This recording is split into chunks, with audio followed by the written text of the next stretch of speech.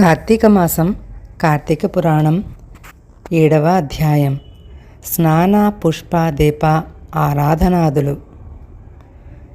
మిథిలా నగర అధీశ జనక మహారాజా, ఎంత చెప్పినా తరగని మహత్యాలు గల పుణ్యప్రద మాసం ఈ కార్తీక మాసం.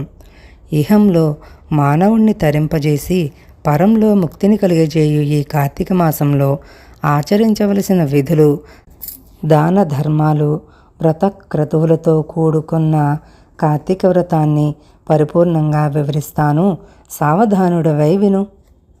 రాజర్షి, కార్తీక మాసం ప్రారంభ దినమైన శుద్ధ పాడ్యమి నుండి నెల అంటే 30 రోజులు సూర్యోదయ సమయముల్లో నదీ నద తటాకములందు శిరస్నానం చెయ్యాలి.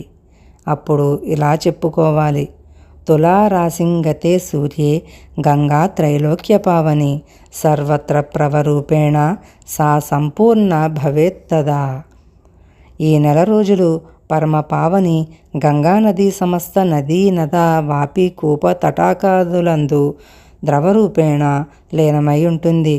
నీట మునిగి శిరస్నానం చేసి తర్పణగా 3 దోసిళ్ల నీటిని జారవిడిచి బయటకు వచ్చి తడి బట్టలను విడిచి పొడి బట్టలను కట్టుకొని తలను పొడిగుడ్డతోనే తుడుచుకొని, వార్ధక్యము ఆరోగ్యము అవకాశము లోపించిన మరే ఇతర కారణముల వల్లనైనా నెల రోజులు స్నానం చేయలేని వారు ఈ శ్లోకాన్ని చదవాలి. కార్తీకే భానువారతే స్నానకర్మ సమాచరేత్ మాసా స్నానేన యత్పుణ్యం తత్పుణ్యం లభ్యతే నృపః.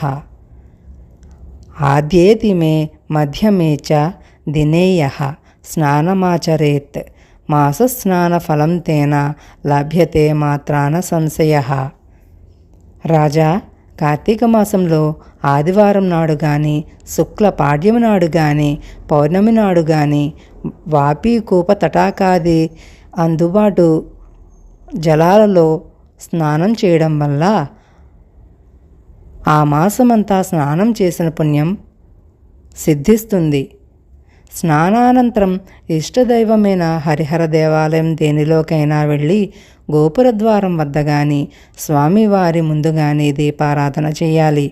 అనంతరం ఆవి నూనెతో కానీ లేదా అందుబాటులో సాధ్యమైన నూనెతో కానీ పిండి ప్రమిదతో దీపాన్ని వెలిగించి దానిని దక్షిణ తాంబూలాదులతో సద్బ్రాహ్మణునకు దానమియ్యాలి. దానం ఇచ్చేటప్పుడు ఈ శ్లోకం చదవాలి: సర్వజ్ఞానప్రదం దీపం సర్వసంపత్సుఖావహం దీపదానం ప్రదాస్వామి శాంతిరస్తు సదా మమః. అన్ని విధాలైన జ్ఞానాన్ని సమస్త సంపదలను ఇచ్చు దీపదానం చేస్తున్నాను. నిరంతరము నాకు సుఖము శాంతి కలుగుగాక అని చెప్పుకోవాలి. స్వామివారిని భక్తి శ్రద్ధలతో ఆరాధించాలి. విష్ణుమూర్తిని కమలాలతో పూజించే వారింట కమలాసన స్థిర నివాసం ఉంటుంది. తులసీ దళాలు జాజి పుష్పంతో పూజించేవారు జనన మరణ చక్రం నుండి విముక్తి పొందుతారు. సదాశివుణ్ణి బిల్వపత్రాలతో పూజించిన వారు ముక్తిని పొంది తరిస్తారు. కార్తీక మాసంలో ఫలపుష్పాదులను దానం చేయువారి పాపాలు సూర్యరశ్మికి చీకట్లు పటాపంచలైనట్లు హరించిపోతాయి. కార్తీక మాసంలో జపతప హోమాలు చేసే వారి పితృదేవతలు తరిస్తారు. ఆలయములో భగవంతుని సన్నిధానములో మామిడి తోరణాలు కట్టి శాలిగ్రామాన్ని పూజించిన వారికి ఉత్తమ గతులు సంప్రాప్తిస్తాయి. కార్తీక మాసంలో ఆలయంలోని దేవతామూర్తికి భక్తి శ్రద్ధలతో దండ ప్రమాణాలు దండ ప్రణామాలు ఆచరించిన వారికి అశ్వమేధయాగ ఫలము కలుగుతుంది. కార్తీక మాసంలో ఉసిరి చెట్టు నీడలో దేవతార్చన చేసిన వారిని యమధర్మరాజుకైనా తేరిపారచూచుటకు శక్యము కాదు. కార్తీకంలో శాలిగ్రామాన్ని తులసీ దళాలతో పూజించిన వారు ధన్యులై తరిస్తారు. ఉసిరి చెట్టు ఉన్న వనంలో పూజ చేసి వన భోజనం చేసిన వారు అంతిమ కాలంలో పుణ్యలోకాలు పొంది తరిస్తారు. కార్తీక మాసంలో జీర్ణ వస్త్రాలతో చలికి గజగజలాడుతున్న వానికి వస్త్రదానం చేసిన వాడు సద్గతులను పొందగలడు. అతని వల్ల వారి పూర్వీకులంతా ధరిస్తారు. శ్రీహరిని ఈ నెలలో అవిసె పువ్వులతోనూ తులసీ దళాలతోనూ పూజించిన వారు ఇహలోక సౌఖ్యంతో పరలోక ముక్తితో తరిస్తారు. శివుణ్ణి జిల్లేడు పువ్వులతో పూజించిన వారు పూర్ణాయుష్యును పొంది మరణానంతరం శివ సాయుధ్యాన్ని పొందుతారు.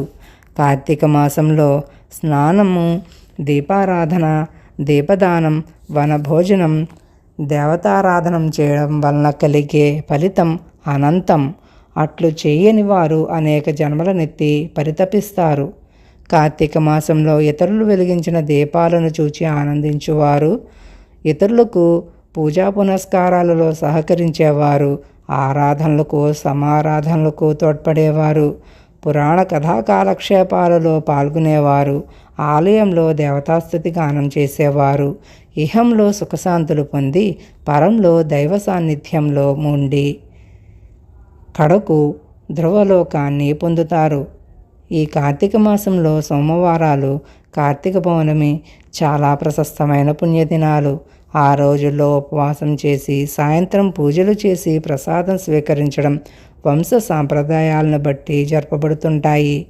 ఈ రోజులలో సమస్త కుటుంబాల వారు 3వ సోమవారం కార్తీక పౌర్ణమి రోజున పూజలు తప్పనిసరిగా చేస్తుంటారు. వీటిని కార్తీక నోములు అని అంటారు. ఆయా కుటుంబ సాంప్రదాయాలను బట్టి వారి వారి పూర్వీకులు చేసిన క్రమంలో పూజలు చేస్తూ ఉంటారు. ఇందుకు ఏ కుటుంబం భిన్నంగా వ్యవహరించదు.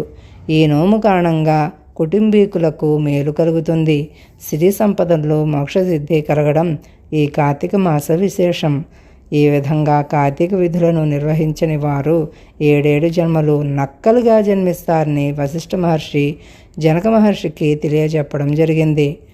కార్తీక మాస విధులు తెలుపు కార్తీక మాసం మహాత్మ్యం అధ్యాయం కార్తీక పురాణం 7వ రోజు పారాయణ భాగం సమాప్తం. అందరికీ నా నమస్కారాలు.